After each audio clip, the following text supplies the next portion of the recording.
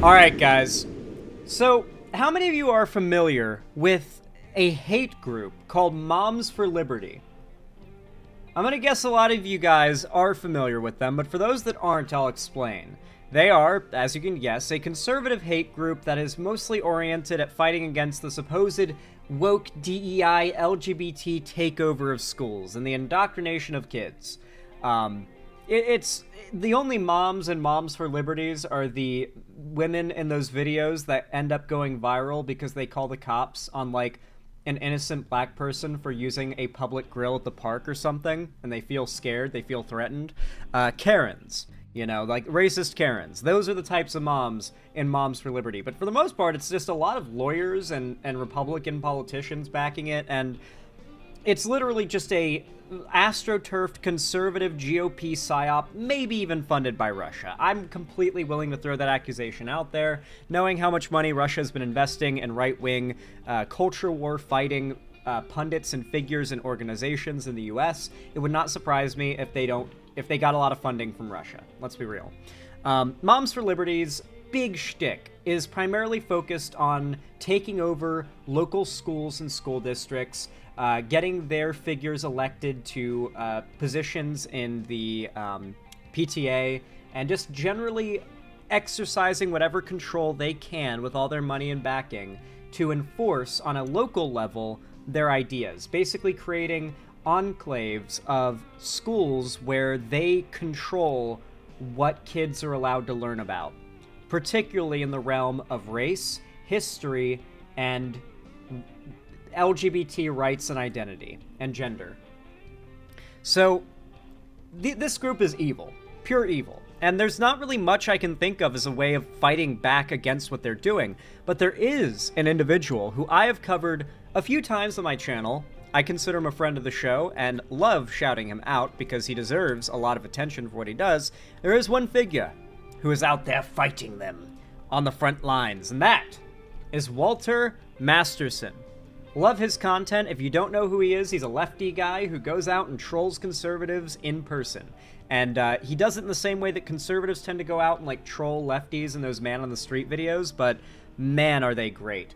Sometimes he'll even go to big events like this one, and he'll troll them. So I'm going to drop the original video in the chat, and hopefully Ethan will include it in the description. If he doesn't, drop a comment. Neither I or he will after the fact.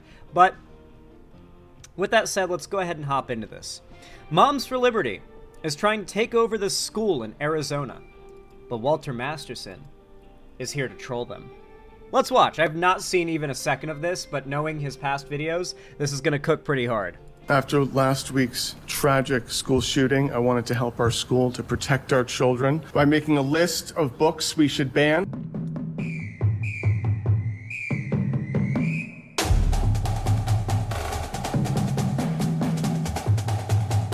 Tonight is the Trump-Harris debate. Everyone's at debate parties. It's a big event. Tonight is the... Why is there a... That's a pineapple, I think. I might be wrong. Maybe it's like agave or something. But I think that's a big-ass pineapple. I think that's a pineapple. Listen, I garden, all right? I grew up my whole life gardening. And so if I see a plant that I find mildly interesting, I get all worked up about it, okay? I think that's a big-ass pineapple. What the fuck? It's huge. I think that's the pineapple itself growing right there. That's where it would grow if it was a pineapple. That's agave? It's agave. Okay. To be fair, pineapple and agave look kind of similar. All right. I haven't lived in the desert that much in my life, but at least I did say it might be agave. Yeah, Zan, give me the plant. Trump-Harris debate. Everyone's at debate parties. It's a big event. I'm here. I'm at a school board meeting in Arizona. I don't live in Arizona. I came out here because Moms for Liberty is trying to take over a school board in this district. Arizona. For those who don't know, Arizona, beautiful state. Beautiful state. I've been there myself. I was there passing through on my road trip to California. Went dead through the state, even went through and stayed in the city of Phoenix. And I gotta say, beautiful place. It is such a shame that the right controls it so hard. I thought you hated Arizona, Zan. It's hot and it's hellish, but it's pretty. Arizona's gorgeous. Like, it's a beautiful place to drive through or visit, for sure. Wouldn't want to live there. But it is beautiful. Driving out of Arizona, of Phoenix itself, driving out of Phoenix into the desert out west, there are these giant saguaro cactuses, just the size of oak trees all over the desert. And then once you get far away enough, those stop, and it gets to be just plains of desert. And then, at least the day that I was going through, there were giant dust tornadoes. Big dust tornadoes, like miles away from the road. But it was like, I don't think I've ever seen further into a vast distance that felt like I was looking into a vast distance than driving through Arizona. Looking up at the sky, technically I am. Looking out at the ocean into the horizon, technically I am. But it doesn't feel like it. You know what I mean? Looking out at that big-ass desert, it felt like the biggest space I had ever perceived with my eyes. It's something else. So sad it's so dominated by conservative crazies. Arizona is ground zero for defunding public education. When I say defunding public education, I mean school choice, the voucher program. If you're not familiar with school choice, it's a fantastic way to take money. Basically, he's probably going to explain it better than I can, but I'll explain it here. There are a bunch of ways in which conservatives do not want to fund schools. Generally speaking, the way that public schools are funded now is with local property tax and a few other ways, but primarily that. And this means that if you live in a low-income neighborhood and income tax or property taxes are low because the properties aren't all that nice, they aren't big houses, they aren't well maintained, it's not a very it's not a high-income neighborhood, it's not a well-to-do neighborhood, then the taxes paid to fund the school local to that area, thus being the school the kids in that area would be zoned for, is going to be less funded. It's going to be worse. And this has led to an issue where lots of parents have to move to get their kids into a better school, or fight with the local government to get their kids enrolled in a school that they're not zoned for, which is pretty difficult to do, but I think it is possible. Not a parent, so don't take my word for it, but I think it is. And because of this, it's a massive winning point for parents at all, not just conservative parents, but parents in general, to tell them, instead of you having to pay more taxes to improve your child's local school, how about instead we give school choice and we allow you to pick a private school or another public school that your kid can go to. The goal of this essentially is to strand low income, unable to pay, generally non-white, let's be real, families in areas with low income taxes and low property values and thus low school funding, where the cycle of poverty can be perpetuated, one that has been built since going back to redlining, since going back to Jim Crow, since going back to slavery. These things have scars that last a long time, and this is just sort of using the scars of redlining to do modern day racism, but to kids. That is the goal of this whole school voucher, school choice thing, and that's why the Republicans push it so hard. Individual parents have their selfish desires appealed to with policy like this, but on a grander level, if you have any empathy for children and parents across the country as a whole, you would not be in favor of these policies. It's very much a fuck you, I just want to make sure my kid is fine and I can send my kid to a school I want him to go to. I don't care if there's tons of schools in the inner city with no funding where kids have 30-year-old, ripped up, drawn all over textbooks that aren't ever getting replaced, no modern technology, teachers that are underpaid and hate their job. They want to keep that going, and their way of doing that is using things like school choice as a shield, not a shield, but a lure to convince American parents to support awful policy that leaves tons of children and families off to the wayside. For public education and give it to people already sending their children to private schools. That's it. That's all you need to remember. All the satanic panic you've heard about. In large part, it's meant to support the Christian conservative private school industry, which is very popular, especially in the South. They also have a lot less regulation on what they're allowed to teach kids. For example, private conservative Christian schools can teach their kids that evolution isn't real. I'm pretty sure they can. These are a lot of reasons why conservative parents are appealed to by this policy. Ideology, critical race theory, all of that is a way to defund public education in the United States. That's it. These people are mad that education is secular, and they're mad that public education money isn't going to private corporations. So for this school board race, there was Lewis, Sharkey, and Patinsky.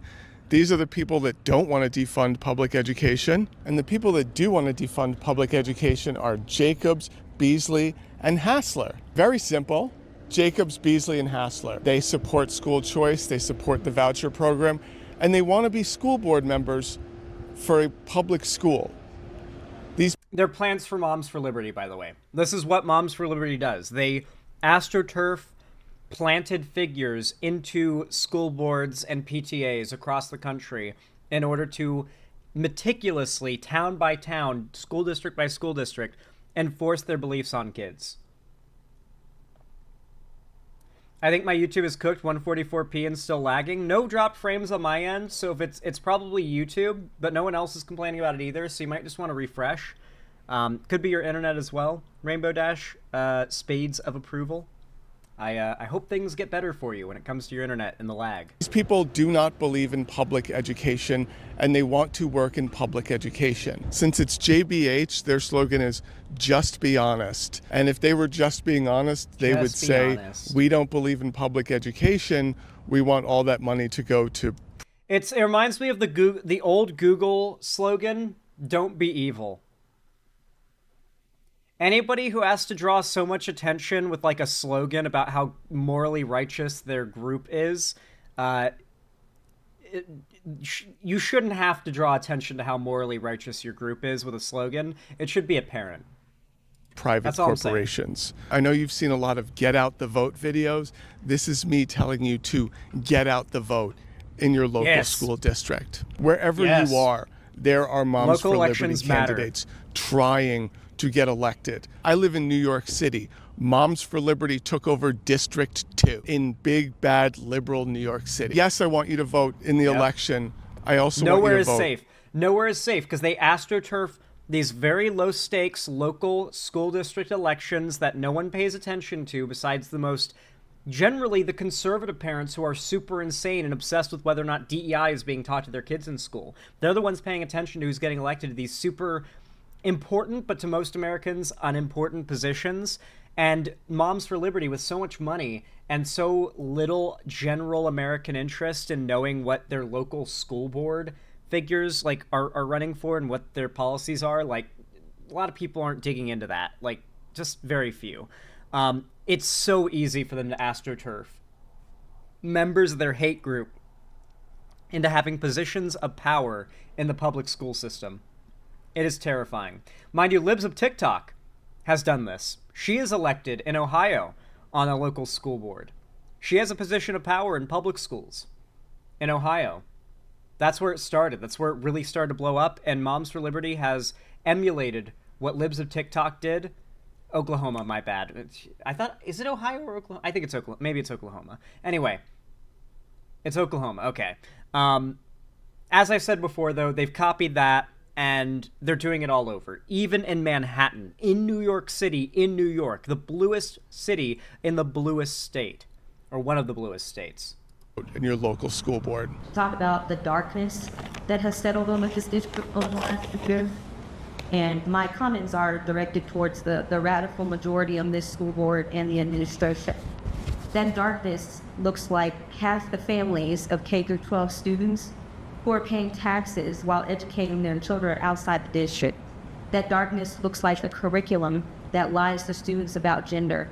That darkness looks like a library full of nasty books about rape, incest, sodomy, molestation, and child prostitution.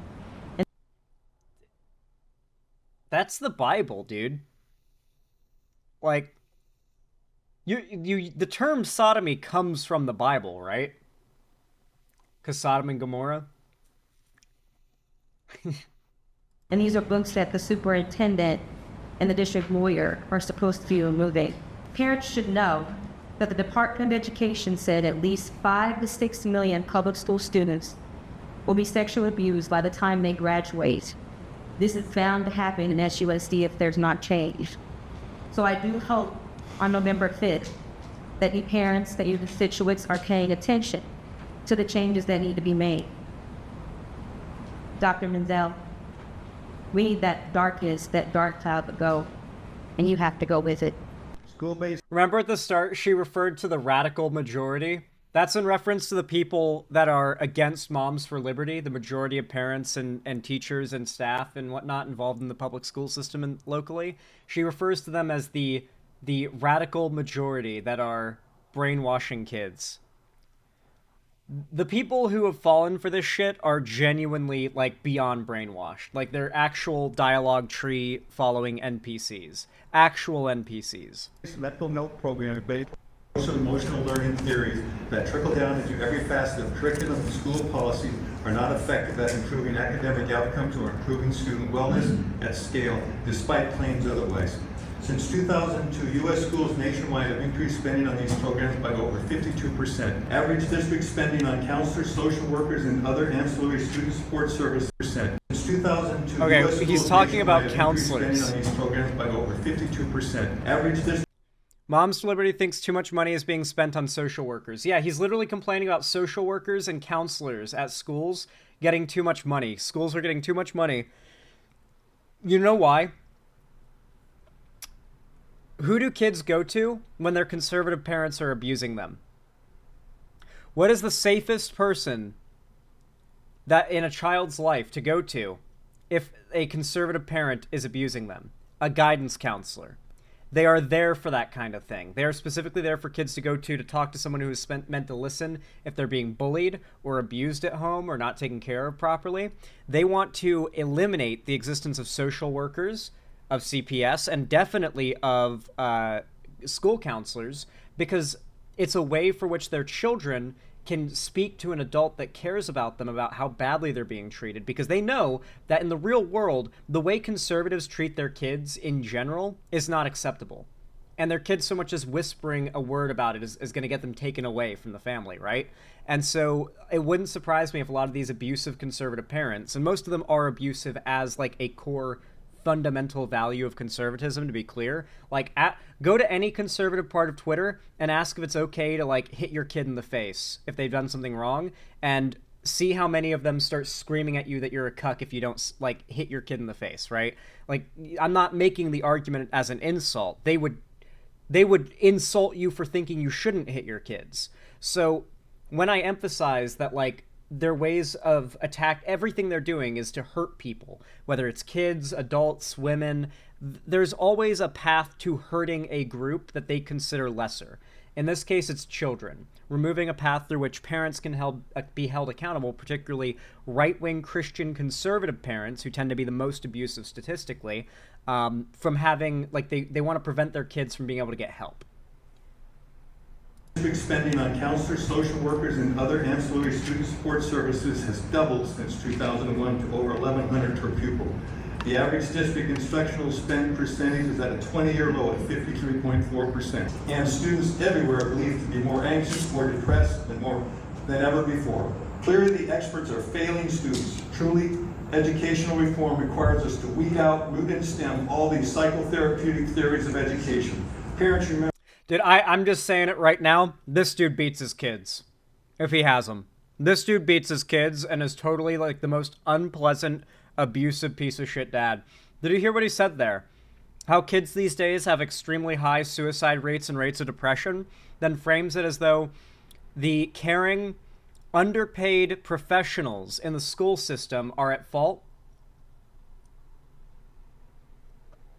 Like, this isn't even just an abusive parent thing. It's just, like, an unpleasant parent thing. It's like, hey, Mom, my stomach hurts. It's that damn phone, you know? Like, this is the conservative version of that mindset. Kids these days are very depressed and suicidal more than any generation before. It must be one of the only groups out there of underpaid, actually caring people who want to help these kids. They must be at fault for the problems that these kids are facing. The only people really out there who have a prerogative to help these kids and take care of them and like improve their situation, improve their mental health, the counselors, etc., etc. Let's just defund them. Like, what, dude? You're insane. Remember, you have rights when it comes to your child's education. You can opt your kid out of any lesson you think is inappropriate. Of course, that requires you to get involved and see what your child is being taught. After last week's Walter. tragic school shooting, I wanted to help our school to protect our children by making a list of books we should ban, because if my child is going to barricade himself in the library, I want to make sure the book he is using as body armor Thick enough. isn't a law school textbook on critical race theory. Who here loves school choice? I love school choice. It is a fantastic. The young people in the room fucking laughing, and all the boomer, like, shitheads in the room just looking super displeased. I want to make sure the book he is using as body armor isn't a law school textbook on critical race theory. Who here loves... It's so good, because critical race theory is a law, like, it's something you learn about in law school, not in, like, actual public school, high school, or lower. It's a law school thing, as in college, as in a private school that you pay for. And so, I guess unless you go to, like, state college or something, I guess, but you still pay for it. Regardless, though, unless you get a scholarship. Regardless, though, I love how the younger people in the room are just, like, laughing. Because they know what he's doing. They know he's trolling. School choice. I love school choice. It is a fantastic way to divert money funding this school district and give it to parents who already send their children to private school. With school choice, our children can dream of going to an elite private school, and it will stay a dream, because once we subsidize private schools, they will have to raise tuition. That's how the free market works. And I can't think of a better way to raise our children than to subject them to the free market at an early age. Lastly, I just want to thank the board, Corrine Werner, for bringing in the Tuttle Twins books into our school library. It's been fantastic. I was actually reading one of these to my child the other night. It was a passage on how the dinosaur bones were planted by the Rothschilds, and slaves were happy to have jobs. This is just an example of all of the things our children could be learning if it wasn't for all these rules by the Board of Education. In closing, let's stop giving our children a free education. Let's free our education by making it more expensive and worse. Thank you.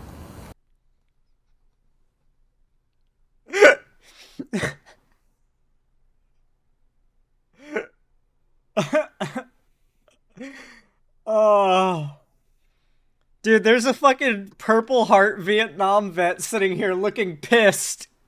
Look at his hat. It's his Purple Heart on it. Unless he's stealing valor, I'm pretty sure it's that's a fucking Nam vet sitting there looking displeased. And this lady here is like laughing, either because she's a conservative and is laughing like evilly, or because she's against the privatization, is just like laughing at the fact that he's trolling. Oh, you can't see? You can't see it. I see. Okay. Hold on. There you go. Now you can see him. I'm pretty sure it says Purple Heart on his hat there. So, I'm assuming Vietnam vet or something based on his age and his resting bitch face. I don't know why, but it seems like if you served in Vietnam, you also got free resting bitch face forever. And you probably have reason to, actually, considering a lot of things. Desert Storm, maybe? Desert Storm wasn't that long ago, was it? He's an old guy. Desert Storm wasn't that... I mean, yeah, no, it was. It was... I mean, he's pretty... He'd be too old for Desert Storm, right? He would have had to have been a bit older serving in Desert Storm. He's an old guy here. I think he's a Nam vet, dude. Or maybe... 35 years ago? Yeah, no. It's too recent. It's too recent. He's too old for Desert Storm. I think he's Nam. Look at that guy. Look at that face. This is the face of a man who got spat on when he got home from Vietnam. That's what happened, by the way. The soldiers got spat on. The war was so unpopular by the time that it ended that a lot of the veterans of that particular war were not particularly well received early on. And so, this guy went through, like, years of being a soldier in, like, one of the most unpopular wars, and maybe the most unpopular war in U.S. history. And he's still bummed about that. It's still got him pissed.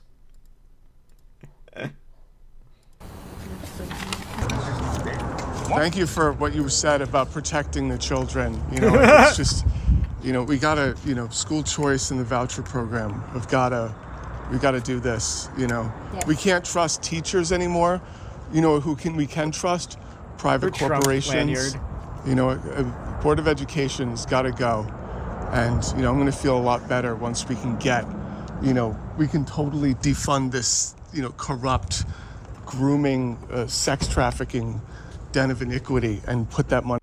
You know, can I just talk about how wrong racism is for a second? I feel like there's really no better example of how wrong racism is than the existence of black or brown people who support like far-right candidates like Trump.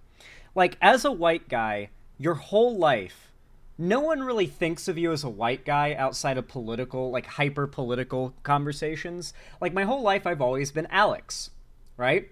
No one ever says, like, if someone needed to, like, know who I was, they wouldn't say, hey, that white guy over there in the shirt and the whatever. They wouldn't, like, specify my race. You know, as a white person, you get the privilege of being seen as an individual by everybody. Your race doesn't even become a factor in it. Just the fact that you're an individual who could believe things, have crazy ideas, be a smart or a dumb person, is fully accepted as a default from the get-go. No ifs, ands, or buts or conversation about it. That is one of the most fundamental and basic aspects of white privilege. And I think it's important to remember, just like white people, any black or brown person is an individual. All right, I don't know what this lady's name is, but she is her name. And she is a Trump-supporting crazy whose life experience as any individual person has led her to be as crazy and weird as any other Trump supporter. And I feel like the existence of people like her goes to show that racism is wrong.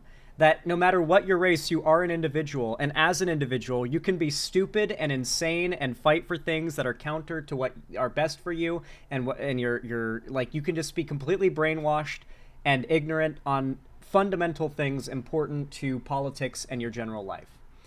It's just like, I feel a good reminder how wrong racism is. Money into the hands Everyone's an of individual. private. Other parents. Hey, Val. That's what it's going to take. Yeah, Parents. parents. No, and you know, the school board elections are coming up. It's going. Thank you for your service. No, and it's a lot. You know, you can't trust these teachers. You forgot Blair White exists? Yeah, Blair White's a great example as well. Trans people are themselves just people. They're individuals who can be insane and awful and weird and crazy, or they can be great people, right? Blair White just happens to be an awful person. And that's something that, as much as this is like the most, no fucking shit take you could ever hear from me, it does seem strange when you look like deep enough into the left. It seems like a lot of the left operates as if that's not true. This was much more of a conversation back in the day, but I would have genuinely had people in my chat like 4 years ago telling me that this woman's beliefs on like race relations in America are more valid than mine because I'm white. I'm so glad we got past that. I am so glad that the majority of the left has gotten past the unironic argument that crazy-ass black Trump supporters have more to say about race that's valid than a non-racist left-wing white person. I'm so glad we got past that id poll, because it's unironically racist. It actually is. And I'm not against white people, by the way. It's just racist, like, period. You know, that they're making, what, 50, 60K? You know, you can trust, the schools that are going to come in and take over.